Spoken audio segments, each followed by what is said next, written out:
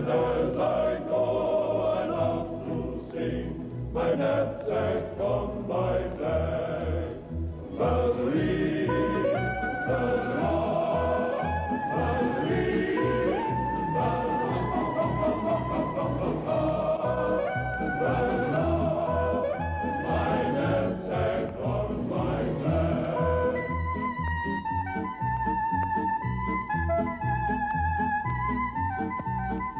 Woods and Waters with your host, Bud Leavitt.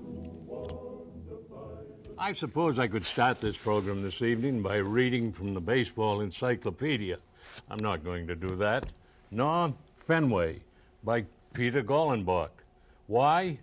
William Francis Lee. He's all through both of these books, but he's here live and in person. Bill Lee, good to see you. Thank you, Bud. Nice state you got here. Pretty good state. Yeah, it's pretty. How about the provinces? The provinces are nice. I got to play there for 5 years in Moncton and ended up in Sydney Mines almost. Sydney Mines? Yeah, I ended up playing up there. Anybody ever hear of Bill Lee at Sydney Mines? They know about me now. Really? Hit a long home run into a project over there in Waterford, I think it was, and then I had a good time there. I enjoyed my days in the Maritimes. Did you enjoy your days in the big leagues? They went by awful fast. I enjoyed them. I enjoyed them all, even the time when I got banished to Montreal and found out that bars stayed open till 4 o'clock. The Red Sox sure know how to punish a guy like me, an Irish Catholic. Huh? We'll send him up there to the Les Belles Provences and see him take a little of that. But you had a great year up there in Montreal. I had a great year. I ran to the ballpark. I had to sober up some way, and I won 16 games, and we were 1 game away from first place. And the Red Sox were mired in the second division. And then my next year in Montreal, we were 1 game away from first place. And then the last year in Montreal, we were 1 game away from first place. We felt a lot like Linus in the Snoopy cartoon. We were Charlie Brown. We never seemed to win it up there. We were bridesmaids, but the Canadians really liked us because we had a lot of heart, that team in Montreal, and they loved us. But out here in the Maritimes, there are more Red Sox fans than there were Expo fans. And I couldn't figure that out. I just didn't know. But it shows that the tradition, the New England tradition, extends all the way up the coast, all the way through St. John, Moncton, Charlottetown, all the way over to Hawkesbury. What is it about the Maritimes that had fascinated you so much? It seemed to have been like America was a long time ago. It was slow-paced, it was easygoing, people were friendly. When you stopped by at a person's house, they invited you in, they fed you, they kept you there, they told you stories, and there was no rush or pace to it. And I needed that after my days in Montreal, which were very hectic and under the microscope. And my days in Boston, I thought I was a mature old adult when I was in Boston, and I didn't realize it. I wasn't even mature in Moncton, but I'm not mature now, but I'm getting there. My hair's getting grayer, and I better gain maturity soon, or life may pass me by. But I've had a good time. You're 10 years in Boston. 3 of those years you won 17 ball games. I'm going to ask you this question. Who was the best manager you ever played for? Rod Dedeaux at the University of Southern California. Oh, come on. I mean the big leagues. Well, we won it that all year, College World Series. The best manager I had in the big leagues was Dick Williams, without a doubt. This was a mean, tough guy. But he knew baseball, and I respected him. He knew the game. He had no favorites. He didn't play a favorite. He played the game the same way, day one as day. If you got on his list, you got off his list if you did well the next time out. He didn't keep you on it. Zimmer had a doghouse, and as Ferguson Jenkins said... That's Mr. Manager Don Zimmer? Yeah, it said Zim had a doghouse, and the only problem with his doghouse, it didn't have a door on it, and it's true. The statistics, we were just talking about that. In Montreal, I was 10-6, lost 4 games in a row, and Dick Williams stuck with me. I ended up winning my last 6. I ended up 16-10, and we missed the World Series by 1 game to Pittsburgh. In '78 with the Red Sox, I was 10-6. They got rid of Carbo. I was upset. I lost 4 games in a row. Zimmer said, we'll win it without Lee. They brought up Sproul. threw me in the bullpen, never to be seen again, and I ended up with a 10-10 record. You know, all he had to do was keep me in the rotation. I would have won my last 6, and we blow the Yankees away, going away. And we're the world champions, and Reggie Jackson doesn't hit the 3 home runs against the Dodgers, and he's a jerk anyway. He didn't deserve to hit it. You know, he wouldn't have made the Hall of Fame, and it would have changed the world. We'd have world peace right now. We wouldn't have the war in the Gulf.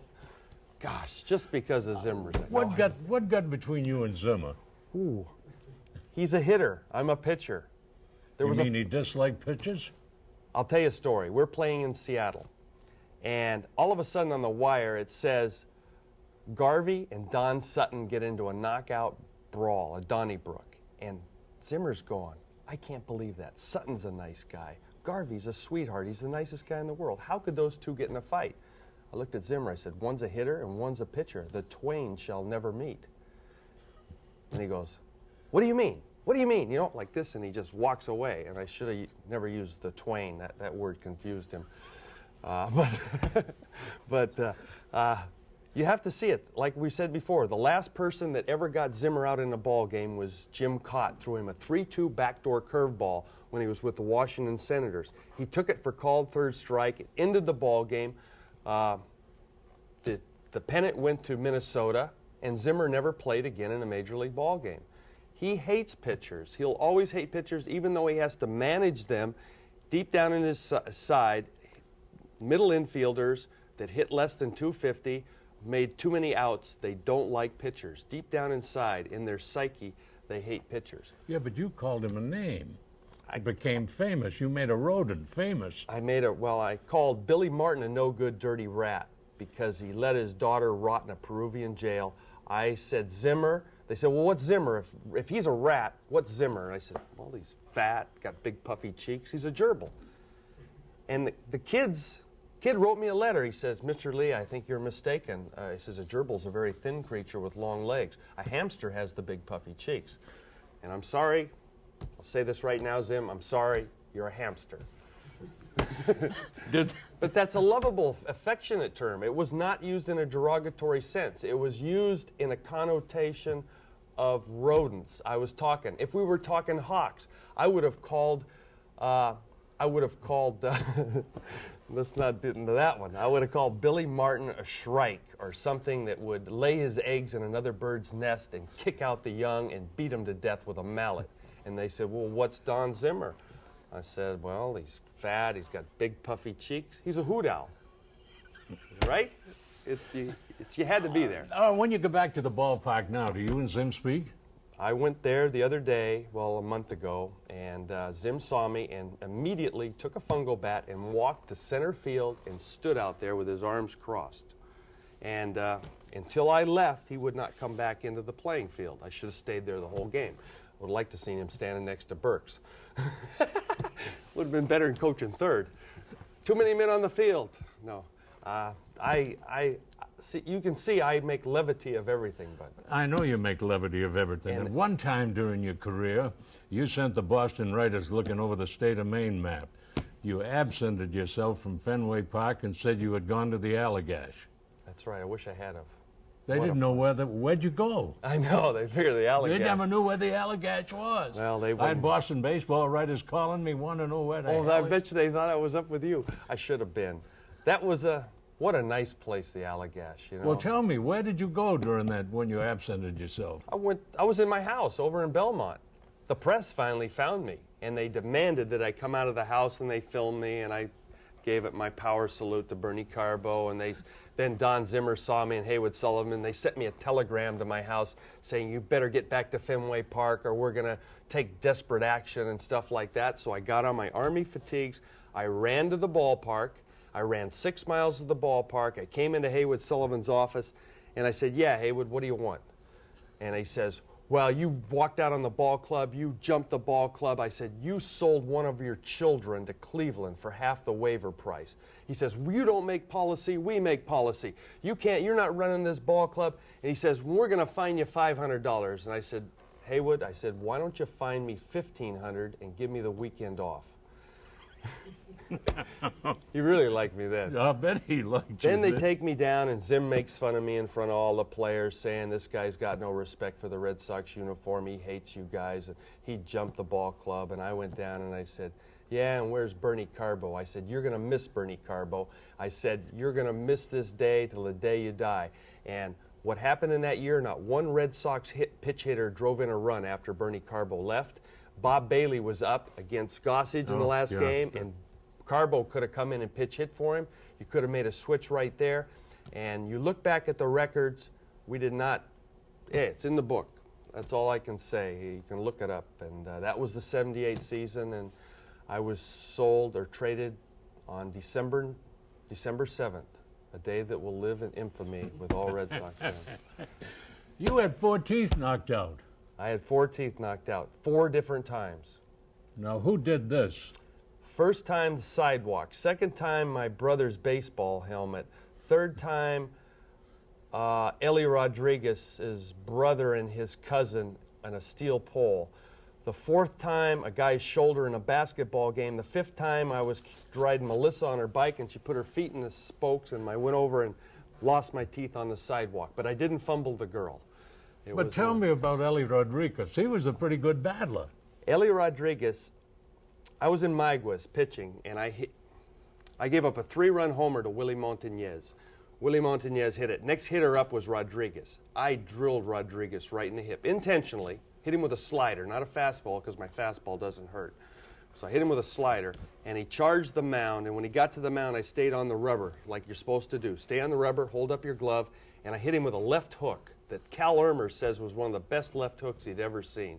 I knocked Rodriguez out. Next day in the papers, it says, Mayaguez loses, but Lee el lanzador zurdo, he says, puncharon el former light heavyweight Golden Glove champ, Ellie Rodriguez. So here I am. I knock out the #1 light heavyweight in the state of Puerto Rico, or the province, or the Dominion, or whatever it is. So they jumped me the next day in Caguas and beat me within an inch of my life. Where were you, getting off a bus? Got off a bus. It was a weird situation. The bus got bogged down, and then the bus lurched forward, and I had an avenue amongst all these people. And they said, take it, Bill. I took it, and then I got surrounded, and I got pushed into a steel pole. So I was brave to get off the bus first, and dumb. I should have got off later, but then I might have died. But you hit him again with another pitch. I hit him in Boston the following year. Hit him with a slider right in the same hip. And he charged the mound, and Montgomery pulled him, and no fight. We didn't get expelled or anything. And then he went to first base, and then I faked home, picked him off of first base. And you picked him off? I picked him off for the second out of the inning. He came back in, and he was putting on his uniform, his pads, and I threw a changeup to the next hitter down and in, and he got out in front and hit a line drive into the Brewers' dugout and hit Rodriguez right in the chest. And I said, one of my better pitches. Do you get a Christmas card from him annually? No, I talk to a lot of guys, Felix Millon, friends of mine, Cheo Cruz, people that I know in Puerto Rico, and they say that Ellie Rodriguez is a bad hombre. He's Looney Tunes. I was crazy, but he was nuts. Listen, before we start taking telephone calls from our viewers out there, tell me about the New England Gray Sox. Well, thank you. We had a senior league down in Florida which folded because we charged too much for the fans. It was overpriced. It was the wrong time of the year. And the owner of the team, Jim Russick, liked the idea of having all Red Sox together. I was the general manager, and I said, get all Red Sox. I said, you can market it well in New England. People love to see the old Red Sox players. So we decided last year, we played 2 games in Connecticut, and 6,000 fans came to see McAuliffe, me, Fidrich, Stanley, Bill Buckner, and Dalton Jones played third, and we couldn't get a catcher, ex-Red Sox catcher. I probably could get Haywood Sullivan's son. Mark. But I got Ozzie Virgil Jr. He catches for us. George Foster, who is not a Red Sox, but he's a New England boy, plays the outfield, and he's a friend of mine. And we had Bobby Bonds play 1 game, but he's not going to play anymore because he doesn't want to play. So we're getting old Red Sox players, and we're touring New England like Summer Stock Theater, and we're playing a game First one in Nashua, New Hampshire, Pittsfield, Massachusetts, Lynn, and after Lynn on Wednesday we're driving up and we're going to spend 3 days in the Bangor area. We're going to play on Stephen King's Field, and we're going to play a collegiate all-star team over at Orono. At the university. At the university. We're going to play an elite team, and we'll probably get beat because we're going to be tired, slow. Now, we beat the #1 champs in New England hardball 13-1 last year and 7-1. We've only given up 2 runs. Stanley still throws extremely well. I threw well last year. I had 4 bone chips out. But the New England Gray Sox, we go around. We raise money for local charities. Each ball game, we donate part of the ticket price to the charities. So we're funding amateur baseball in Pittsfield. We're funding the Challenger League of handicapped players in the Lynn area. And we haven't picked out a charity for Nashua. In Burlington, Vermont, we're raising money for the Long Trail. Long Trail Ale is giving us all of their beer, and we're selling it all over the ballpark, and the money goes to securing the Long Trail so people can hike for free, on one of the most beautiful trails, part of the northern extension of the Appalachian Trail. And we haven't decided what we were going to do here. Stephen King. Briefly, what are you doing with your time these days outside of this little baseball skirmish? I'm going to Boston tomorrow. I'm playing 4 ball games over the weekend, charity ball games. I am running for president under the rhinoceros ticket. I think I can really throw a scare into H. Ross Well, the Perot. way things are going right now, you might win. I started that. Perot's just he's plagiarizing my platform, And besides that, I'm doing that. I build my own house. I planted a lot of apple trees this spring, and I'm just Johnny Appleseed. People call me up, and I come. And that's the way I've always run my life, and I don't expect to change. And I would love the New England Nissan dealership to give me free mileage because I've got 72,000 miles on my Pathfinder, and it's a year old. And Wow. I can book. Well, the other day when I talked to the house, you were in San Francisco, and you've been really, every day's a date. Every day I've got 1 weekend free, and that's taken up because I'm coming up on July 4th, and I'm playing against Stephen King's All-Stars, and he challenged me to a ball game, and I accept all challenges. And So you're going to go pick on the town's leading offer? Yeah, I'm not going to hit him. Oh, you're not going to hit him? No, I don't drill people. I just throw them change-ups and little garbage. I do my Mike Cuellar imitation. Here's a cauliflower. Here's a cabbage. You can't hit a cabbage far, All right, we'll take your calls now anytime. Are we ready? All right, yell when you're ready. You mentioned Dick Williams. You're one of the few people supportive of Dick Williams. He's been admitted to be a great manager, but he's tough. He's tough. You have to be tough to be a good manager these days.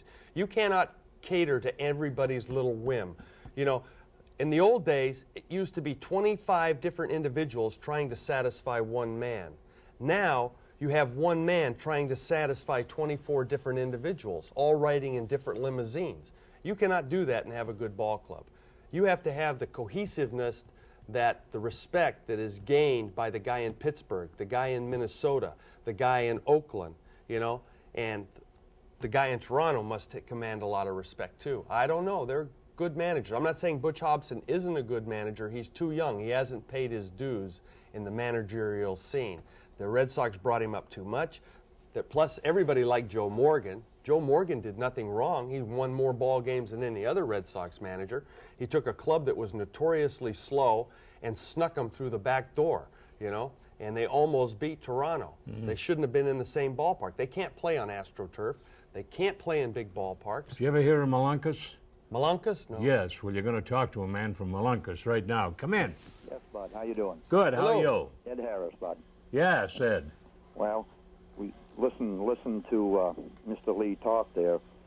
The team he's going to be playing when he comes up was going to be August 2nd, as far as we know right now, and that's the Eastern Maine Amateur Baseball League. Oh, really? Yeah, I sponsor and manage the Malunkis Travelers in that league. The Malunkis Travelers. Malunkis Travelers, yeah. You've been pelunked in Malunkis? Not yet, Bill. Pelunk you in the ribs. No. But you may not remember, but a couple of years ago, a son of mine played against you when you was playing for Moncton. He played for Woodstock. He hit a home run off you up there. In Woodstock? Yeah. Really? He was a catcher. You beat him 2-1. And Well, he got the only run off me. he got Congratulations. the only run off, and I think he said that you hit a home run for Moncton too. But what I wanted to say is, I remember that ball game. I enticed the guy from third to try and second. I was at second base trying to get him to pick me off. He tried to pick me off, threw the ball in center field, and we had the winning run at third base, and the winning run from third came in. I said, I knew you shouldn't have tried to pick me off at second. Ed, we got another call. Okay. Anyway, I don't think we're playing on that. I think we're playing on the, sorry, it's not the second, it's the 8th. The 8th, okay. Okay, that's what it is. Good enough. All right, where are you calling from? Yes, from Biddeford, Maine. Biddeford. I know How you where that doing? is. Hey, Bud, I love your show. Keep up the good work. Listen, I got a question for Bill. Uh-huh. Bill, I watch you pitch a lot, okay, but I want to know about one of your teammates, if you don't mind. Jim Rice. Was he as physically imposing as everybody thought he was? Like, I've heard stories of when he came through a door, he really filled up the door frame well. And if you did have a chance to pitch against Mr. Rice, what would you think of being a pitcher? Just throwing the dirt, he'd hack at it. Swung a lot of bad pitches and couldn't pull the ball. You know, he hit the ball away from him real good. He's kind of like Mo Vaughn. You could throw the ball by him inside. When he was younger, he was quick, but after he hurt his knee, he couldn't turn on the ball. And I'm a carpenter now, and he wouldn't scare me if he filled up the frame. Yeah, but Bill, go ahead. Huh? Well, 10 years, the man was imposing. I mean, he was probably one of the best home run RBI man in the business. He sure was. He sure was. He was imposing. I'm not saying anything bad against him, except, you know, I didn't get along with him, but I'm not saying he could have been great. I mean, he was great. He played good defense behind me. He did everything he played well behind me. You know, he liked me. I still like Jim Rice and everything, but he had a surly manner that kind of got him upset, and once his salary got up to the big bucks and he started kind of waning, what happened because of the new market scale in baseball, they just get rid of you now. They don't drop your salary because you complain and you have your agent and you call discrimination or whatever you call it, you know, and age discrimination. All right, Bill, we have another. Thanks a lot, Bill. Yeah, you know. Hello. He's all right. Yes, Bill. Where are you calling from? From Lyman. From where? Yeah, I was wondering, are you going to be able to get Bernie Carbo on your team, on your Gray Sox? Bernie Carbo's playing. He is. Let's put it this way. He's going to go out in the outfield, but the guy tends to kill grass when he's out there. I might play the outfield, and I'll let him hit. He's still a character, and he's in good shape. He's quit drinking. He's really turned over a no leaf. He married a girl that looks like Blaze Starr. So he's got his hands full. What about the Rooster? The Rooster is coaching second base for the Red Sox, if you ever watch the TV. Oh, I didn't know. Okay. All right. What about JoJo White? Oh, that's the wrong game. Sorry. JoJo White, you yeah got the JoJo wrong White's bus. coming up with us, too. We're bringing his bone spurs along in a separate bus. Right. Come in. Where are you calling from? Bangor. Bangor. All right. I'd like to ask Mr. Lee how many games he won for Boston and how tall he is. Bill, many how games? tall are you? What you How won in tall loss and how- record? Let me look. No, I'm 6'3". I weigh 225 pounds. I'm 10 pounds overweight. I won 97 or 94 games, lost 56 or something like that. I had a pretty good record for the Red Sox. I would have had a better record if my arm wasn't broken in 76. I enjoyed watching you pitch. Thank you. Well, thank you. I enjoyed pitching there. Come in. Hello. Hello? Yes. Where are you calling from? Space. The Space. final frontier. All right, we'll take this call. Where are you calling from? Yes, Moncton, New Brunswick. Moncton, New Brunswick. Howdy. How are you doing, Bill? Who's this? It's John McDonald from Moncton, New Brunswick. Hiya, John McDonald. I didn't play with you. No, you play with the Moncton Mets, Yeah. and we really enjoyed you I down thought here. Ross Kidney was going to be calling me. Or Brenda Kidney. No, I used to watch you playing, and we enjoyed you, and your antics were, you know, somewhat the thank you. same down here as they were in Montreal and everything else. Heck, I had a good year there once. I had an ERA 0.56. Me and Rial Cormier, we were good. Yes, I know. Riel credits some of his major league. I bet he didn't credit his last game to No, me. I guess he's not, but he'll be back up. Boy, he got lit up. Second time around, you got to change your stuff. You got to be able to trick guys. And he went out there and someone just pounded his ears back. But Yeah. you got to learn to come back from that. Yeah, he will. There's no doubt. I mean, All right, we got another questioner on the line. Take care. okay. Hello, where are you calling from? Calling from Brewer. From Brewer, all right. Canusa games. Yeah, I just wanted to say hi to Bill. I used to watch him in the bleachers a lot and met him one time in No Name Restaurant. Really? In Boston. That's a good place for fish. Yeah, it sure is. Good place. Two quick questions. One, I'd like to know if you'd ever like to be major league manager for a ball club someday. And two, what would it take to get you to make a personal appearance somewhere? All you got to do is find me. Okay, how do I find you? In Craftsbury, Vermont. Okay. I'm in the book. Okay. And as far as, what was the first question? Oh, be a major league manager? Yes. I would love to manage the Red Sox or the Expos, especially the Red Sox. But they don't tend to hire pitchers to do jobs around there. Yeah, well, when I buy the Red Sox... You got a catcher with bad fingers that's a general manager, right? Right. And you got a whole bunch of guys that are hitters and stuff around there, and they just don't seem to hire pitchers in that organization. They're pretty fleet of foot, too. And they're pretty fleet of foot. Okay, we may have good pitching and good defense, which is something Boston had never seen before. When I buy fans wouldn't show up. When you buy the Red Sox, tell me about it. When I buy the Red Sox, Bill, you'll be the manager. Well, thank you. I'd appreciate it. I learned from the best. And Come in. Where are you calling from? Hello. Hello. Hi, how are you today? Good. Where are you calling from? Winterport. All right, good. Yeah, Bill, how are you? I'm great, thank you. My question is, well, first of all, just a little statement. I went to school, actually a little behind, but with Bob Montgomery, same high school he went to. Really? Yes, down in Nashville, Tennessee. Sure, that's where he's from. Yeah, and anyway, what I'm trying to do now... He didn't like to catch then, did he? I bet he just wanted to hit. Probably. But anyway, what I'm trying to do is to get into baseball announcing. Is there any maybe tip you could give me so I could follow in his footsteps maybe? You got to donate your own time. You got to find a place and send in your play-by-play of high school games and college games and work your way up the ladder and do a lot of sweat equity. Well, I've done that. I'm going to the New England School of Broadcasting. Well, you're working your way up. Don't be in a hurry and go down to Red Barber's door in Tallahassee and genuflect on his first step and have him come out and bless you. And if he blesses you right, maybe things will happen. You are made. You are made. Well, hopefully when you come up here for that ball game, I'll get to see you and talk to you then. Well, I'm telling you, you got that southern accent and you're living on the Maine coast, huh? Yeah. You're a lucky guy. Have a good Come in. Where are you calling from? Girls must love him. Hello. Hi, I'm calling from Bangor. Yes, sir. Hi, Bill, I met you earlier today at the convenience store in Bangor that you bought gas at. Right. And I just wanted to invite you back tomorrow, and I'll buy you a coffee and a donut. Well, boy, I talk appreciate about a that. commercial. And That's it. I'm heading out of town. Yeah, and I only bought half a tank of gas. I'll take that, too. No, I'm just kidding. I'll see you. Charge it to CK. Okay. Okay? All right. I know him well. He's a personal friend of mine. Hello. Come in. Hi, I'm calling from Portland. Yes, sir. Bill, I was listening to you a couple of weeks ago on the radio, and I believe you're out in San Francisco. Yes, I was. And you mentioned the work by, I believe it was Buckminster Fuller. Buckminster Fuller. What was the title of that book? I'm very interested in reading it. Operating Manual for Spaceship Earth. That's what I thought it was. I Just wrote think it down. about it like this.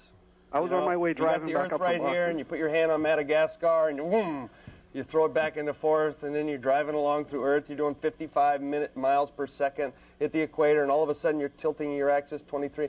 In other words, you learn how the Earth works in the scheme of things, and once you learn that, it's like Archimedes said, you give me a lever and a fulcrum and a place to stand, I can move the Earth. Trouble is, we couldn't find a place for him to stand. How have things been in space of late? Well, we're all traveling. You have to realize, see, that's the concept. We are all, as we're sitting here right here, thank God we are rotating on our axis. And thank God we are tilting, or we wouldn't have change of seasons. We're not doing God's not doing a good job this year because we're a little late. Yeah. And salmon haven't come up. But we're traveling like this. And once you read Buckminster Fuller, and you understand Buckminster Fuller, H. Ross Perot has to read Buckminster Fuller. And the first one who reads it first, I will vote for Perot, Clinton, or Bush. If all of them read that book, whoever reads it first can understand it and sees the light, and not the light from the night light in the bathroom, sees the real light, then I will vote for him and support him as President of the United States. Come on. Okay. All right. Your That's question. a good book. It's Operating Manual Spaceship Earth. Thank you. You bet. Your question. Yes, sir. Yes, sir. How you doing, Bill? Where you calling from? I'm calling from Old Town, Maine. All right, good. Pretty good town. How's your canoe? How's my canoe?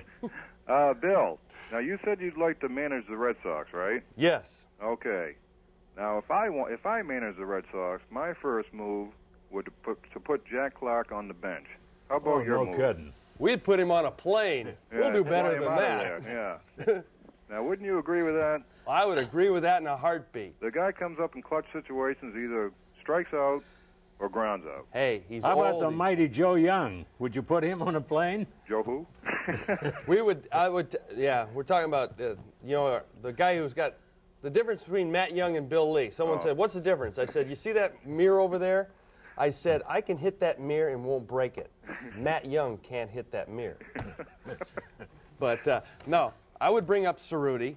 Yeah. I would set Matt Young down for a while until he got his control. I would run Matt Young 6 miles every day. There's nothing wrong with the pitching staff, though, is there? No, well, the Not pitching really. staff has done remarkably well, and the hitters, they're just slow, and they Matt Young can't run 6 miles. That's true. He can't run 6 There's miles. no way in the world any more than I can. First thing we would do, we would have 2 years ago. We would have traded. Cut his check and send him on the road. We would have traded Boggs for Joe Carter straight up. Oh, baby. Ooh. Put Cooper at Would third. you make that deal? That wouldn't be a bad idea, yeah. We had that deal made. Because you know wait- another deal we had? We had a kid named Avery. They wanted. The Red Sox could have got Avery From Atlanta. from Atlanta. How about a guy named Brady Anderson? Oh yeah, Brady Anderson learned about lifting weights. Arnold Schwarzenegger came and visited him in the off season. Now he hits 14 home runs for Baltimore. Yeah. And how about the guy in Houston? Houston on first base. In Bagnum. first base, Rookie of the Year. All right, your question. Let's go. Shoot the general manager. Your question. Where are you calling from? Bucksport. Bucksport, yes, sir. I was wondering if Mr. Lee had any idea why that when Boston gets rid of pitchers, they tend to pitch a lot better. Well, AKA, there's two reasons. I don't think the management handles pitchers real well up there. I think they get a short hand of the stick. And second, once you leave Fenway Park, everywhere is easier to pitch. And once you've done your penance at Fenway Park, you go to another park, you breathe a lot easier. You go, oh, I'm out of Fenway Park. You're relaxed and you throw better. They bring pitchers up too fast in Boston. They throw them to the wolves right away. They did that with Hurst, and Hurst was benched, and Zimmer said he had no guts and he couldn't pitch. Now he's the premier left-hander in the National League. You had a guy named Tudor. You had a guy named Ojeda. You had a guy named Lee who did a pretty good job for him, and they got rid of me because I spoke my mind. They don't treat pitchers with a great... Look at Roger Moret. You have a call from Veazey.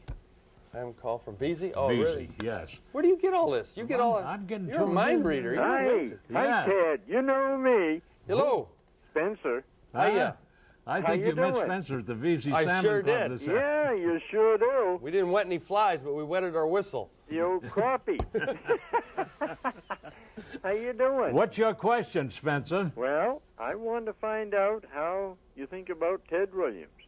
What do you think about Ted Williams? I think Ted Williams is a character, and I think he's the luckiest guy in the world to have that body and the quickest swing he had, the greatest eyes that was ever blessed a guy. He was the best fighter pilot with the exception of Yeager.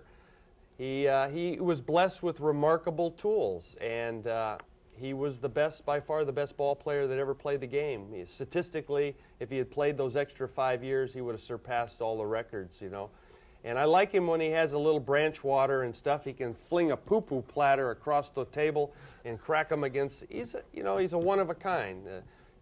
I'll tell you, John Wayne spent a whole career trying to imitate Ted Williams. I love him. Yeah. Good luck to you. All right, Spencer. Thank you. Next call. Where are you calling from? I'm calling from Bangor. All right. And I'm a displaced Vermonter, fellow Vermonter. Well, thank you. Yeah. Actually, Bill, I played in a 4th of July game with you about 3 years ago. Saxon River, that's right. Right, we beat Brattleboro. Yeah, you had a clutch double in the last what a big inning. league, Saxon and Brattleboro. Yeah. It was a big game. We were the state champs. The team I played for used to be, right? Yeah, that's right. Mm-hmm. Yeah. Anyways, I was just curious what you thought of Carlton Fisk. Carlton Fisk. He was like all those guys born along the Connecticut River. He was like, his mother must have gone out and dipped him in the Connecticut River up to his ankles. And that's the only thing that's given him trouble this year. He's like Achilles. He is the consummate New Englander, stick-to-itiveness, hardworking, and he would never have been as great as he was in Chicago if he hadn't every time the ball came in, it didn't look like Haywood Sullivan's head. And every time he sees it, it gets bigger and bigger and bigger, and he waits and just rips it. And look at all the home runs he's hit against the Red Sox. He's an amazing ball player, but you think about it, he's caught more games for Chicago, he's hit more home runs for Chicago, but he played his best years for Boston. And he should be the manager of the Red Sox right now, player manager. All right, come in with your call. Where are you calling from? Bangor. Yes, sir. Well, I just want to say, Bud, that you know how to fill up a salmon boat. I've seen you a few times out Oh, there. is that right, huh? Smart guy. Go ahead. What's your question? Well, I just want to tell Bill, first of all, that he was probably the second best left-handed pitcher that I ever saw in the Red Sox uniform. Who was the best? Well, I think Bruce Hurst probably was the best until the Boston fans got the best of him. Well, Hurst won one less game than I did in a Boston uniform. Right. And I thank him every day he left and went to that great St. George, Utah, where the air is fresh and full of uranium. And now he's playing in San Diego, and who cares? He's lost out there. Right. He won 5 in a row. Who cares? Come in with your call. Where are you calling from? Where are you from? Hello. West Tremont. West Tremont. Yep. One comment, Mr. Lee, you're greatly appreciated in this area. You're one of the most colorful and interesting baseball people in New England. And I have just one question. I think that the Red Sox gave up on Eckersley too quick. Why didn't they make him a relief pitcher instead of trading him? Well, they don't know how to handle people. His wife saved his career. She was the chief of police's daughter, I believe. She videotaped him after he got drunk on New Year's Eve. Showed him the videotape, and he hasn't had a drink since. That's what changed Eckersley's career. Red Sox couldn't handle him. They don't know really how to handle players. There's tons of them. They can get them all over the place. You know, when Eck was there and we had the Buffalo Heads, that was a delegation. Oh, we had tons of them. You're right. We had Eckersley, me, all those guys down the line.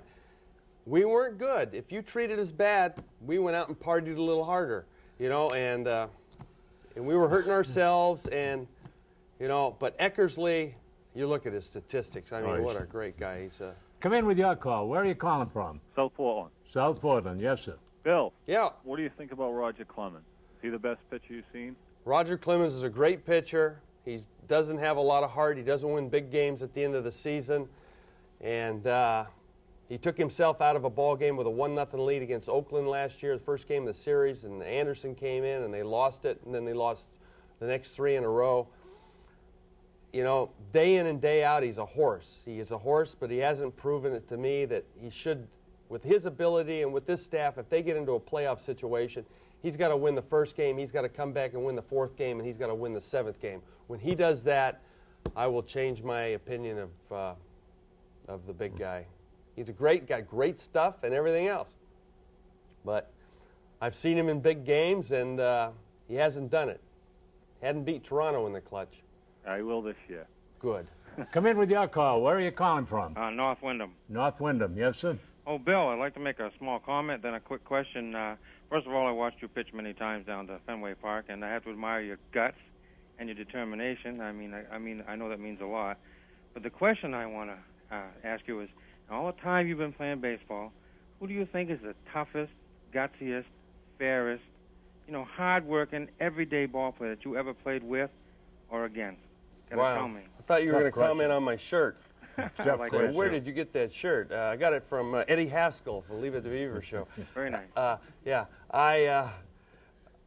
the toughest, gutsiest, hardest-nosed player I ever played against, and one of the meanest individuals, and I didn't like him a bit, was Thurman Munson. Really? Thurman Munson was the hardest-nosed, toughest, day in, day out. Carlton Fisk was the other guy that I think played hurt, was tough, mean, you know, and as far as hard-working and gutsy ball player, I've played with a lot of them, you know, and no one more than that. Andre Dawson, another guy. The Hawk. The Hawk played on bad knees on that AstroTurf, and the day he went to Chicago, I said, you did the right thing. You're going to add years to your career, and it certainly has. And he got to play in the pennant there for a while. But he's just allowed, incidentally, to have knee operations. Wouldn't he look nice in the Red Sox uniform? He sure would look DH? nice, Andrew Dawson. Wouldn't he? Yeah, he's a gutsy He guy. would have about 4 years ago. His legs are as old as the wind, though. Boy. Shot. I'm too bad. His knees are as old as Bud's. That's what happens when we get old, exactly Bill. right. That's what happens when we get old, Bill. You That's just what can't help happens it. when we get old. Well, like us, we're drinking black coffee. He's drinking water. He's good. He's Come in smart. with. Thanks, Bill. My knees are going fast. Yep. Come in with your call. Where are you calling from? Calling from Charlottetown, Prince Edward Island in Canada. Charlottetown, Prince Edward I Island. played there against the Generals. Yeah, we saw you play a couple of times. Mm-hmm. When I was a kid, I spent my summers in Malden, just north of Boston there when I was growing up. Right. And was really enjoyed watching you play. Well, thank you. And I've watching the show now for about 20 minutes, and no one's mentioned Yastrzemski. Quite a ball player. Yeah. Favorite of mine. A couple of comments on him, and I really concur with your remarks about Jack Clark. He's got to go. And who would be your pick to manage the Sox now? Besides myself? Besides yourself, yeah. Johnny Pesky. Johnny Pesky, because he's happy, he's lovable, and it's his time. You know, he'll lead them from the doldrums. They'll come on and win it for him, and then he can retire and be happy as a lark. There's no more fun in those dressing rooms. You're right. There are no laughs. None. There used to be gags, and everybody was the trickster, and T-Ant would come in there. Oh, he'd keep you laughing all game long, all the time. You know, there's no levity in the situation. And Yastrzemski was kind of a sourpuss. Even though you liked him and he was a great guy, he was the world's worst dresser, wore the same raincoat all the time, and we would constantly throw it away. And he'd always fish it out of the trash bin. And we would throw it away, and he'd fish it back. He dressed like Columbo, and he was the world's worst bridge player, but he was a hard worker, and he was a tough guy. And by the way, have you had a late spring in PEI? Yeah, real late. It's been a tough one. It's going down to about 3 degrees Celsius here tonight. Oh, wow. And, Wow. Yeah, we've had a late spring. You're going to have a frost, aren't you? Yeah, frost warning tonight, and it's been a real late. Can you believe this? So June it's beautiful 4th? up here. It's beautiful up here. And one final comment: Mount Pinatubo. Bill Lee and the Sox have a lot of fans at PEI. Well, thank you very much. I got a lot of fans in Tignish. Good spot. Come in with your call. Where are you calling from? Calling from Bangor. Yes, sir. Yeah. Hi, Bill. It's Lenny Silva calling from Telco Communications. I play left field for you. Oh, you sure do. How are you? What, you're up here tonight? I'm up here trying to get us some games.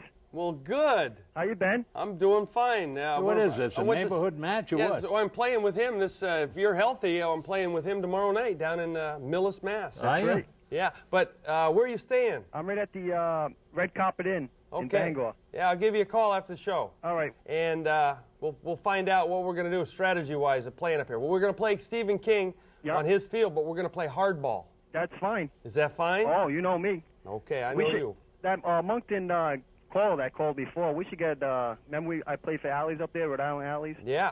And we had some great baseball games All up there. right, you the guys. fans are Wait a great. minute. Yeah. Get on the telephone. I just wanted to say hi. Yeah. All right. Bill, give me a call later. We'll go have a cup of coffee. Okay. Take it easy. Bye.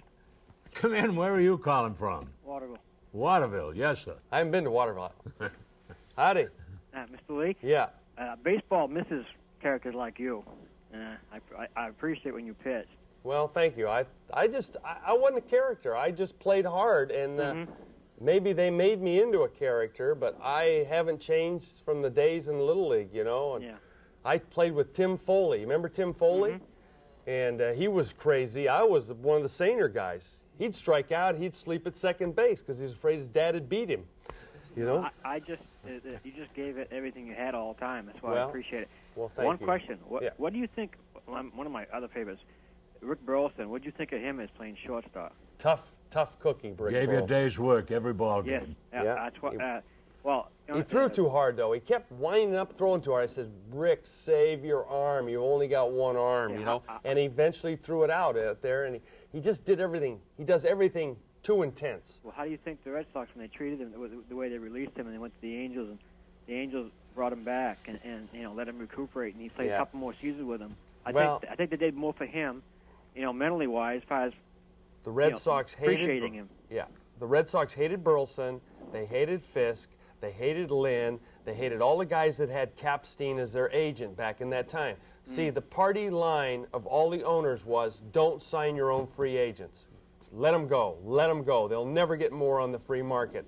And then as soon as they let him go, every owner that had deep pockets would go, to hell with the other owners. I'm going to buy this guy for this amount of money. I'm going to buy this guy. And all of a sudden, prices escalate. And they blame it on Burleson. They said, damn Burleson, he goes in free agent and he goes out there, we're going to hate him and stuff. But they brought him back as a coach. They brought Zimmer back as a coach. They love those tough-nosed little leprechauns. He gave it 110% every time he played. Next client, please. Where are you calling from?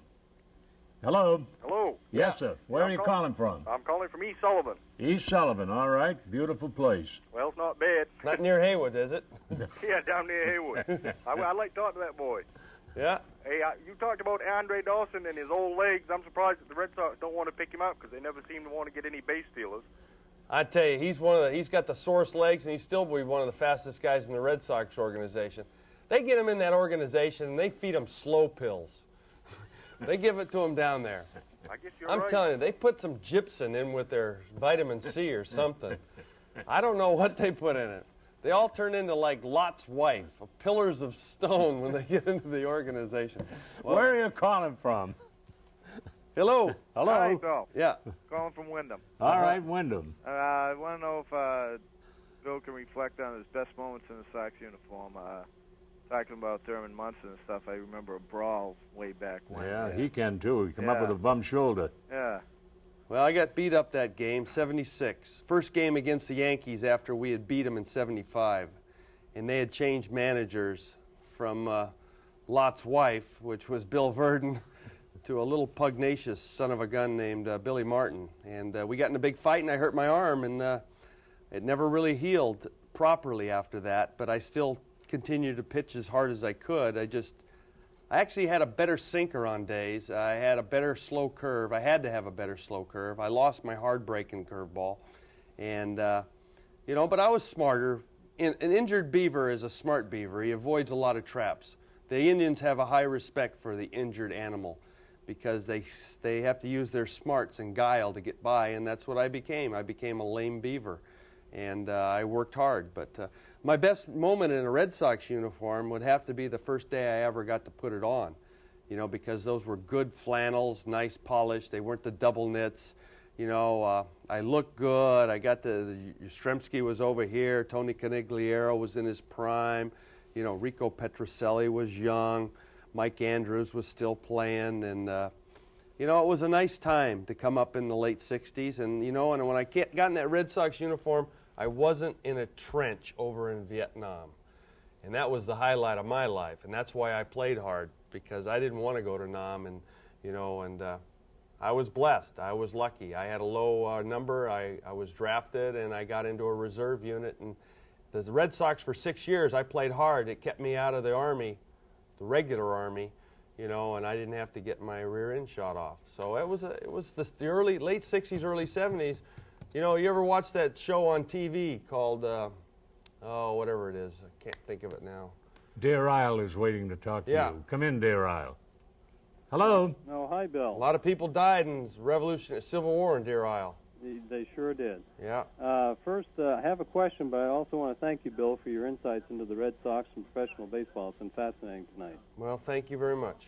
Okay. The question I have is, I know how I felt as a fan when the Red Sox lost to the Mets a few years ago in the World Series, but as a former player, how did you feel at the time? And it seemed like the Red Sox had it, but they just lost it. How did you feel? We had just won one of our last playoff games for the Moncton Mets. We were sitting in a bar up there, our whole team, and I remember we were sitting there gathered around the TV, and they brought in Schiraldi, and he had Carter 0-2, and he made a bad pitch, and Carter got a base hit. Then he had the next guy 0-2 and made a bad pitch, and he just was brain dead out there, and all of a sudden they bring in Stanley, and then he throws the ball, and Gedman goes over, and I'm going, holy cow, here they go again. And I'm sitting there, and then that ball went through Buckner's legs. And we were just talking the other day. He was down in Phoenix, Arizona, and he got despondent, and he jumped out in the street, tried to commit suicide, jumped in front of a bus, but it went between his legs.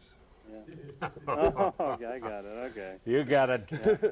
Well, come in. Where are you calling Deer from? Island. I like Deer Island. That's nice. Hello. Hi there. Hello. Where are you calling from? I'm calling from South Portland, Maine. Yes, sir. Let me just ask you something. How's Eddie Griffin? Eddie Griffin? Eddie Griffin is fine. I can answer that. I believe he's still strapping on the boxing gloves. I'm not sure. Yeah, he's down in the basement putting on the old boxing gloves, doing his Yvonne Yvonne and Archie Moore imitation. Probably better than Larry Holmes. Anyway, I think he is better than Larry Holmes. Go ahead. No doubt. I've never had a satisfactory answer to this question. Was Tom Yawkey was the patriarch of the Red Sox? Was he a racist or not? Because you look at no. Well, you look at Louis Tiant, you look at George Scott. Those guys have been trying to get jobs for years, and now they're with other organizations. I just wondered because I don't know. I just no. Tommy didn't have a racial bone in his body. His best friend was his buddy on the South Island. That's right.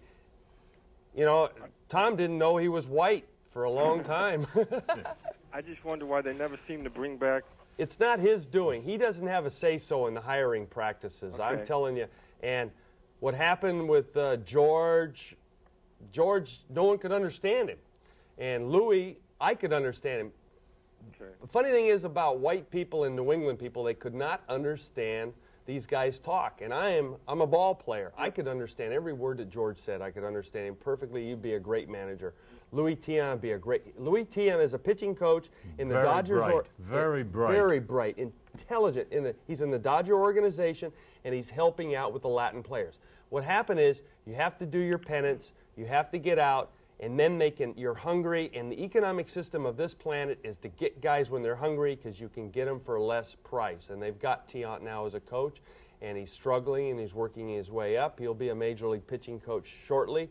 Exactly. But I think you should have your best coaches in your lower level of your minor league operations. You shouldn't have them at the major league operation because they're not going to listen to you anyway. One day I was traveling with the Red Sox. We were playing the Yankees at the stadium. We went from the hotel to the stadium, and I sat beside Louis. This was before his dad was able to come to Boston fairly recently. And he was telling me all about his love for his father, who was then in Cuba, and he was unable to bring him to America. And I got a different insight of Louis Tiant, a very bright man. And you listen to every word he had to say, and he's such a lovable man. Oh, funny too. Funny, you bet he is. He's got good. the best wit I ever heard. Yep. And there's no racial bones in Tom Yawkey's body. No. I think the organization is very Southern-oriented and patriarchal, which is not to say it's not racist. Is there a subconscious racistness in the South where they feel that they're a little more superior to the people that were their slaves for all those generations? But Your trouble is you don't like Alabama as a football team. I hated Alabama. I like Bear Bryant. I shot quail with Bear Bryant. Did you? Yeah. Come in with your call. Fort Fairfield? Fort Fairfield, yes, sir. Hi, Bud. How are you? Good, good. Hi, Bill. Howdy. Bill, you've had a lot of easy pitches to handle tonight, and I just wanted to comment on your pitch to Perez in 75. Right. I thought it was a dreadful mistake. Can you defend it? Hell no. Why should I defend a bad pitch? I made a bad pitch, but then I kept going. You know, life is like that. What happened on the pitch before, the hitter before Perez? Do you know? No, I don't. Johnny Bench hit a two-hopper to Burleson. Burleson threw it to Doyle. Doyle jumped over the bag and threw it in the dugout. Yastrzemski didn't make the play. That would have been the third out of the inning. Perez doesn't even come up. I don't have to face him until the leadoff hitter of the next inning. People don't remember that. They only remember the bad pitch I threw to Perez. But everything in life is it's a context. What happened in the third inning? We had runners at second and third and nobody out. I was the runner at third. I got a base hit to drive in a run. I'm standing over there, and we got the top three hitters coming up, and we don't score another run. We could have blown them out of the water, and we would have had a six-run lead going into the fourth inning. We didn't have a killer's instinct at the plate. We hung on, and we came back, but we didn't have the kind of club that could put people away. And it's shown up very distinctly in the seventh game. We were content to just keep playing, but we didn't have that killer instinct. And they didn't really either. I pitched pretty good. I got a blister on my thumb. I had to come out the following inning. I couldn't throw strikes. But, we had Willoughby. Willoughby hadn't given up a run in a World Series game to this day. And they pitch hit for Willoughby with 2 outs. They brought in Cecil Cooper, swung at 3 high fastball. See you later. Goodbye, Cecil. Baltimore. I always wanted to ask you. Thank yeah, you. well, that's it. That's Come in with your question. It was a bad pitch, a hanging Hello. Hello. Yes. Curveball right in front of your face. I'd like to make just one comment. Yes, ma'am. I missed watching Jim Rice play, Uh-huh. and I would like to hear Bill Lee's comments on Jim Rice, and I'll hang up and let him answer. All right, dear. Thank you. Okay. Jim Rice was one of the great all-time hitters of all time. He could hit to all fields. He could hit with power. He could run. He could do everything. Everything came very easy to Jim Rice, and he got very high. He got very falutin. He made a lot of money, and then he got sloppy. And he got old in his career, and they cut him loose for one reason, and that was because he wasn't really nice. And if he had been nicer to the people on the way up, I was always told, be nice to the people on the way up because you're going to see them again on the way down.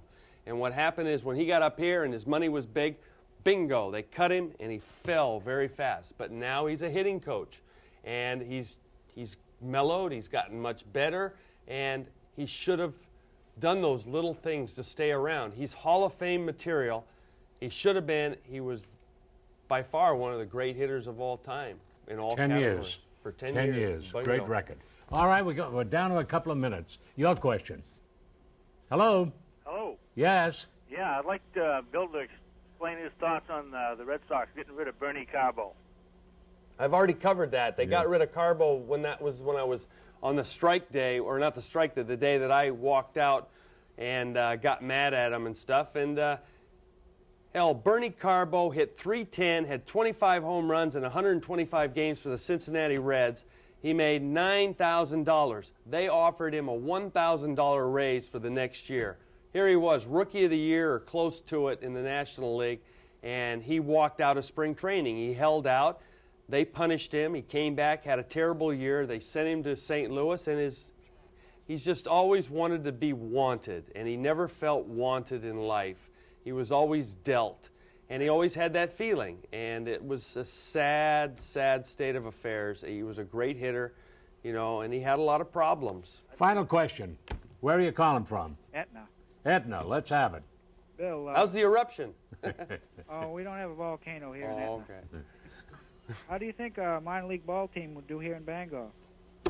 Minor league ball club with Stephen King's field, they draw 1,500 every game. But the problem is with minor league ball here is you're at the far end of the earth. Everyone's got to come all the way from Eastman. What do you mean the earth? You're at the earth Come over on, here. Be kind.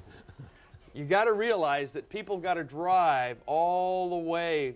The other Eastern League clubs or Rookie League clubs, it's far away. If you can get Northwest Airlines in here to fly people to all these minor league fields, Bangor would draw great. You could play at Orono at the college field, but that's committed to a lot of other events. You'd have to have a field.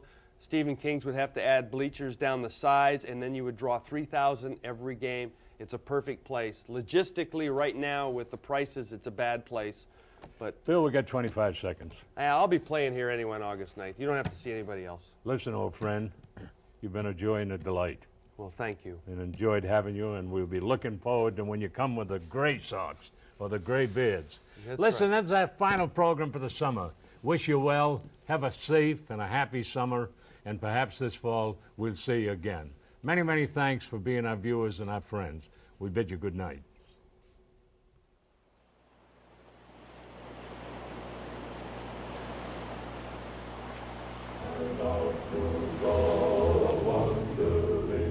Along the mountain track, and as I go, I long to sing my knapsack on my